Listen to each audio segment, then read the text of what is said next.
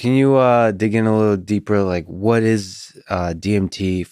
How long is the trip usually? Like, how much do we understand about it? Is there something interesting to say about just the nature of the experience and what we understand about it? One of the common methods for people to use it is to smoke it or vaporize it, and it usually takes. And this is a pretty good kind of description of what it might feel like on the ground. The caveat is it's a completely insufficient description, and someone's going to be listening who has done this. It's like nothing you could say is going to come close. Yeah. But it'll take about 3 big hits, inhalations, in order to have what people call a breakthrough dose.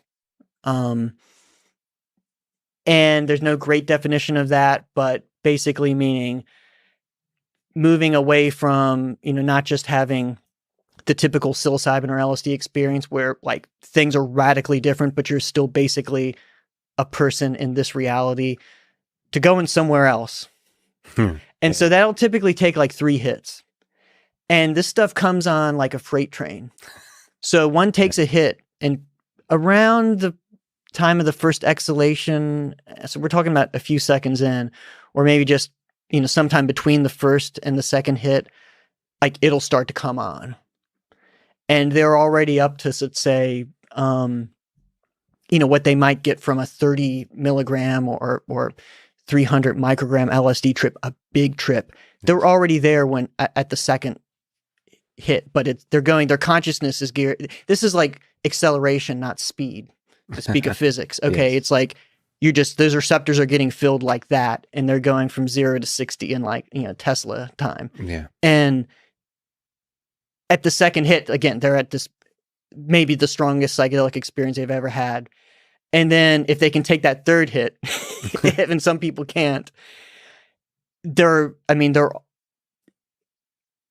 propelled into this other reality, and the nature of that other reality, it will differ depending on who you ask. But folks will often talk about, and we've done some survey research on this, entities of different types. Elves tend to pop up.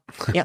The caveat is I strongly presume all of this is culturally influenced. But thinking more about the psychology and the neuroscience, there is probably something fundamental, like for someone that might be colored as elves, others it might be colored as, I don't know, Terrence McKenna called them self-dribbling basketballs. For someone else, it might be little animals, or someone else, it might be aliens.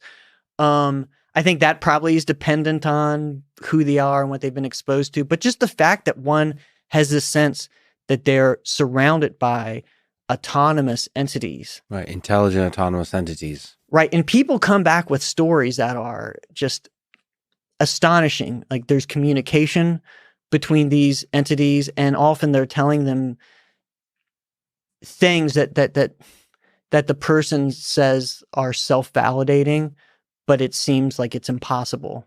Like it really seems like, and again, this is what people say oftentimes, that it really is like downloading some intelligence from a higher dimension, or some whatever metaphor you want to use. Sometimes these things come up in dreams, where it's like someone is exposed to something that I've had this in a dream, where it seems like what they are being exposed to is physically impossible, but yet at the same time self-validating. It seems true, like that they really are figuring something out. Of course, the challenge is to say something in concrete terms after the experience where you could verify that in any way. And I'm not familiar of any examples of that. Well, there's a sense in which I suppose the experience is like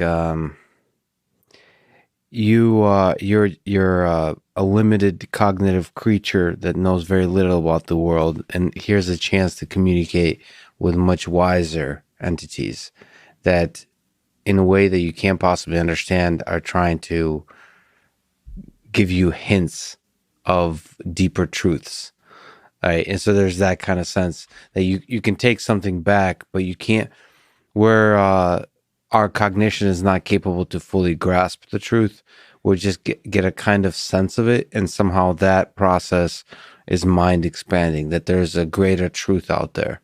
Right. that seems like what from the people I've heard talk about, that seems to be what it is, and that's so fascinating that there's fundamentally to this whole thing is a communication between an entity that is other than yourself, entities. So it's not just like a visual experience, like you're like floating through the world. Is there's other beings there, which is Right. kind of, I don't know. I don't know what to sort of from a person who likes Freud and Carl Jung. I don't know what to think about that. That being, of course, from one perspective, is just you looking in the mirror, but it could also be from another perspective, like actually talking to other beings.